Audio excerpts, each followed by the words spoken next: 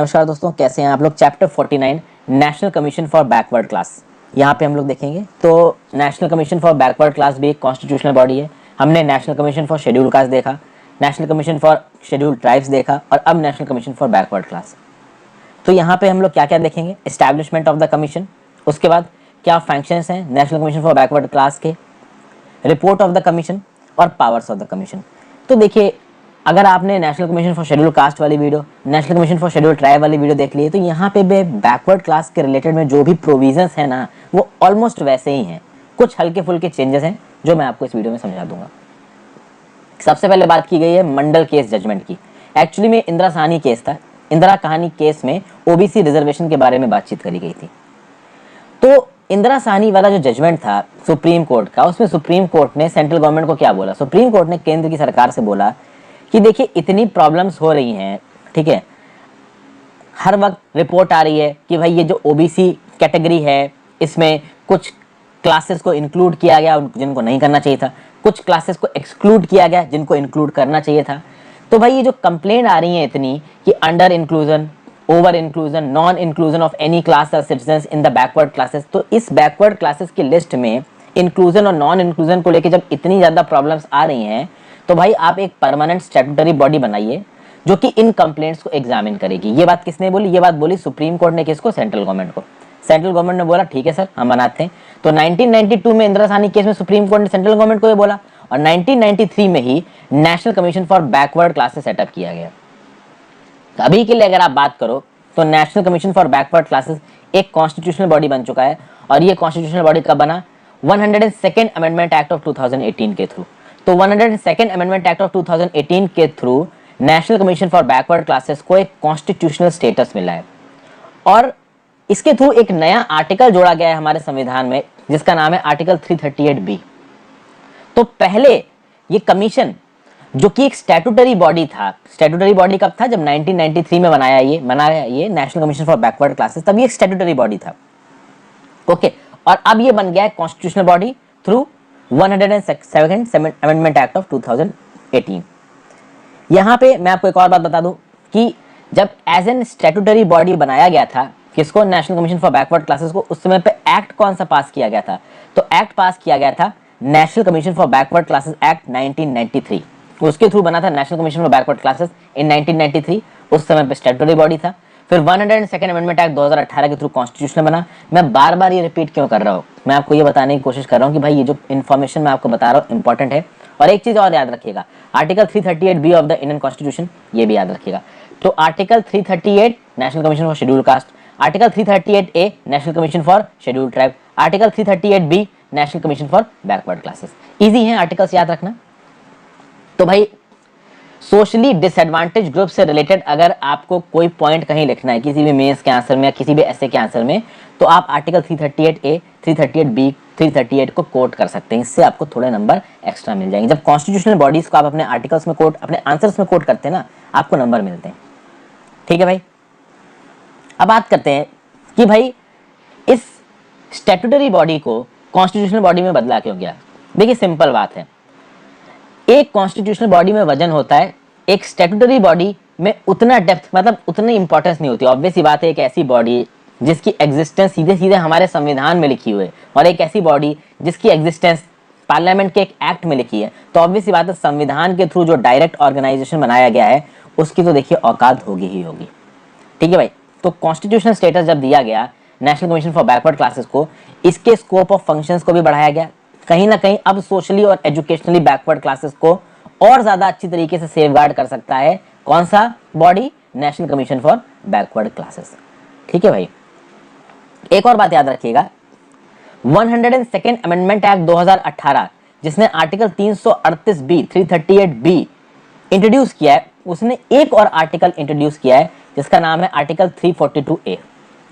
Article 342A क्या बोलता है? आर्टिकल 342A ये बोलता है कि प्रेसिडेंट के पास ये ताकत है कि वो स्पेसिफाई कर सकता है कि कौन सी क्लासेस सोशली और एजुकेशनली बैकवर्ड क्लासेस हैं। ध्यान दीजिए, 102nd अमेंडमेंट एक्ट 2018 के थ्रू केवल आर्टिकल 338B नहीं आया है, आर्टिकल 342A भी आया है, जो कि ये बोलता है कि प्रेसिडेंट के पास ये ताकत है कि प्रेसिडेंट स्पेसिफाई कर सकता है कि कौन कौन सी क्लासेस सोशली और एजुकेशनली बैकवर्ड क्लासेस की कैटेगरी में आती हैं। तो अब जो National commission for backward Classes बना है, that is almost equivalent to National commission for Scheduled Caste and National commission for Scheduled Tribes. चलिए आगे बात करते हैं। ये जो National commission for backward Class बना है, इसमें एक चेयरपर्सन होगा, एक वाइस चेयरपर्सन होगा और 3 मेंबर्स ऑन होंगे। इनको अपॉइंट किया जाएगा by the president bye warrant under his hand and seal. इनकी कंडीशन ऑफ सर्विस और टेन्योर और ऑफिस को कौन डिसाइड करेगा? प्रेसिडेंट डिसाइड करेगा। नॉर्मल कर केसेस में इनका जो टेन्योर ऑफ ऑफिस होता है वो 3 साल का होता है। अब बात करते हैं functions of the national commission for backward classes. पहला function, to investigate and monitor all matters related to constitutional and other legal safeguards for socially and economically backward classes and evaluate their working. देखिए बिल्कुल same ही wording है। National commission for schedule caste में जो wording थी, national commission for schedule tribe में जो wording थी, वही वर्डिंग यहाँ national commission for backward classes में आ रही है। तो भैया ये कमीशन इन्वेस्टिगेट करेगा, मॉनिटर करेगा सारे कॉन्स्टिट्यूशनल लीगल सेफगार्ड्स जो कि मिलने चाहिए सोशली और एजुकेशनली बैकवर्ड क्लासेस को। फिर अगर किसी सोशली और एजुकेशनली बैकवर्ड क्लास के अगेंस्ट कुछ गलत हुआ है, कोई अत्याचार हुआ है, उसकी कोई कंप्लेन आई है, तो उस कंप्लेन के अंदर इंक्वायरी करना भी काम है इस national commission for backward classes का। ठीक है भाई। फिर भाई समय समय पे यूनियन गवर्नमेंट को और स्टेट गवर्नमेंट को एडवाइस देना, किस बारे में? कि भैया कैसे आप सोशली और एजुकेशनली बैकवर्ड क्लासेस का सोशियो इकोनॉमिक डेवलपमेंट कर सकते हैं। देखिए national commission for backward Classes को एक एक्सपर्ट बॉडी माना जाता है और इस एक्सपर्ट बॉडी का काम क्या है कि आप स्टेप्स डिवाइस करिए, आप हमको एडवाइस करिए कि भाई हम ऐसे कौन से स्टेप्स लें। मतलब सरकार की बात कर रहा हूँ। सरकार ने सीधे सीधे मैंडेट दिया है थ्रू कॉन्स्टिट्यूशन किसको? National commission for backward Classes को, कि आप खुद हमको बताओ कि भाई हम national commission for backward classes के लिए क्या क्या कर सकते हैं। और यहाँ सरकार में केंद्र की सरकार भी है और राज्य की सरकार भी है, और समय समय पे भाई ये जो National commission for backward classes है ये एडवाइस देता भी है। अभी एडवाइस देता कैसे? तो एनुअली इसकी रिपोर्ट आती है। अपनी रिपोर्ट को एनुअली ना निकाल के 3 महीने, 6 महीने, 8 महीने, 15 महीने पे भी निकाल सकता है ये national commission for backward classes. Okay, तो भैया यूनियन गवर्नमेंट, स्टेट गवर्नमेंट को ये बताना कि कैसे कौन कौन से सेफगार्ड लाए जाएं। पहली बात तो बैकवर्ड क्लासेस को बचाने के लिए, सेफगार्ड करने के लिए, और उन सेफगार्ड को इंप्लीमेंट किस प्रकार से किया जाए जिससे protection, welfare, socio economic development हो सके social and educationally backward classes का। ये तीसरी बार बता चुका हूँ। एक बार शेड्यूल क्लास वाले केस में बताया था, शेड्यूल ट्राइब वाले केस में, बैकवर्ड क्लास वाले केस में। कहने का मतलब ये है कि जो टेक्स्ट है आर्टिकल 338 का, 338A का, 338B का, वो काफी हद तक सेम है। तो किसी एक को भी आपने सही तरीके से पढ़ा है तो दूसरा वाला समझ में आ जाएगा। कुछ स्पेसिफिक डिफरेंसेस हैं जो कि आप 2-3 बार रिवाइज करोगे तो आपको याद रहेंगे। ठीक है भाई। तो protection, welfare, development, advancement of socially and educationally backward classes as president में स्पेसिफाई, यानी कि प्रेसिडेंट भी सीधे सीधे National commission for backward Classes को बोल सकता है कि देखिए आप बैकवर्ड क्लासेस के ये काम करेंगे, ये आपकी रिस्पॉन्सिबिलिटी है। तो प्रेसिडेंट अगर स्पेसिफिकली बोलता है national commission for backward Classes को आपको ये काम करना है, तो national commission for backward classes वो काम करेगा। फिर बात करते हैं report of the national commission for backward classes की। भैया ये कमीशन एनुअली रिपोर्ट सबमिट करता है प्रेसिडेंट को, या अपनी मर्जी के हिसाब से किसी भी अंतराल पे ये कमीशन रिपोर्ट सबमिट कर सकता है। नॉर्मल कर केसेस में इस कमीशन से एक्सपेक्ट किया जाएगा कि 1 साल में एक बार इसकी रिपोर्ट आए, बट 1 साल में 2, 3, 4 अगर वो ज़्यादा रिपोर्ट भी देना चाहते हैं तो वो दे सकते हैं। जो भी रिपोर्ट प्रेसिडेंट के पास आई है from national commission for backward classes, president उन रिपोर्ट्स को पार्लियामेंट के सामने पुटअप करेगा एक मेमोरेंडम के साथ।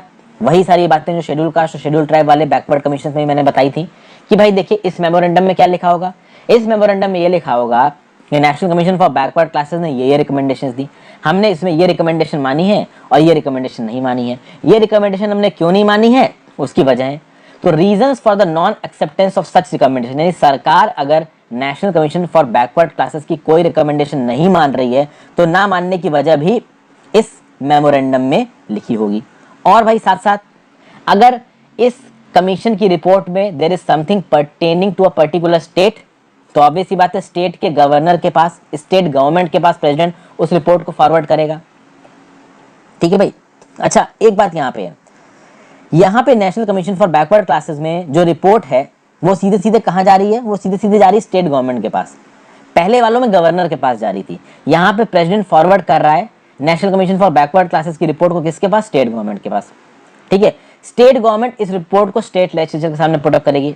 स्टेट लेजिस्लेचर के सामने पुटअप करेगी एक मेमोरेंडम के साथ। मेमोरेंडम में वही बात लिखी होगी कि भैया एक स्टेट के बैकवर्ड क्लासेस के रिस्पेक्ट में national commission for backward classes ने कुछ आइडियाज दिए। अभी उन आइडियाज में कितने आइडिया को उस स्टेट गवर्नमेंट ने माना और कितने को नहीं माना, जिसको नहीं माना उसको ना मानने की क्या वजह थी, reasons for the non acceptance for such recommendation, ये भी उस मेमोरेंडम में लिखा होगा। ये memorandum state government state legislature के सामने रखेगा, स्टेट लेजिस्लेचर में इसके ऊपर बहस होगी और भाई एक इन्फॉर्म्ड कंसेंसस आएगा कि हाँ भाई क्या बैकवर्ड क्लासेस के लिए राज्य की सरकार सही तरीके से काम कर रही है। सिमिलरली सेंटर में क्या बैकवर्ड क्लासेस के लिए पार्लियामेंट, सॉरी क्या बैकवर्ड क्लासेस के लिए सेंट्रल पे जो केंद्र पे सरकार है वो ठीक तरीके से काम कर रही है। और ये चेक कौन कर सकता है, ये चेक कर सकता है पार्लियामेंट। इनफैक्ट पार्लियामेंट में तो सरकार की मेजोरिटी होती है, तो जो अपोजिशन में पर्सन बैठे हैं वो चेक करते हैं। फिर फाइनली बात करते हैं पावर्स ऑफ द कमीशन की। तो जब भी कमीशन इन्वेस्टिगेट कर रहा होगा किसी मैटर पे या किसी कंप्लेंट की इंक्वायरी कर रहा होगा तो इस कमीशन के पास सारी ताकतें होंगी एक सिविल कोर्ट की। ओके, और इन ताकतों के चलते ये कमीशन क्या क्या कर सकता है, summoning and enforcing the attendance of any person from any part of India and examining on him on oath. मतलब एक पर्सन को बुला के उससे गीता की कसम खिलवा के उससे पूछ सकते हैं कि भाई इस पर्टिकुलर मैटर में आपने क्या किया क्या नहीं किया। किसी डॉक्यूमेंट को मंगवाना है तो national commission for backward classes अपने सामने मंगवा सकता है। एफिडेविट पे एविडेंस ले सकता है, किसी कोर्ट से या किसी पब्लिक ऑफिस से कोई गवर्नमेंट रिकॉर्ड मंगवा सकता है अगर वो इंक्वायरी में इंपॉर्टेंट है तो। विटनेसेस को और डॉक्यूमेंट को समन्स इशू कर सकता है, उनको अपने पास बुला सकता है, उनसे रिटन स्टेटमेंट्स ले सकता है। प्रेसिडेंट ने जो ताकतें दी हैं national commission for backward Classes को उनको एक्सरसाइज कर सकता है, जो काम दिए हैं उनको तो करना ही करना है national commission for backward Classes को। और सेंट्रल गवर्नमेंट और स्टेट गवर्नमेंट यानी केंद्र की सरकार, राज्य की सरकार जब भी socially and educationally backward classes से रिलेटेड कोई भी नियम कानून बनाएगी तो ऑब्वियस सी बात है national commission for backward classes से एक कंसल्टेशन किया जाएगा। तो सिंपल था दोस्तों, यहाँ पे तुरंत ही चैप्टर खत्म हो गया। अगले चैप्टर में बात करेंगे special officer for linguistic minorities के बारे में। Thank you for watching, have a great day.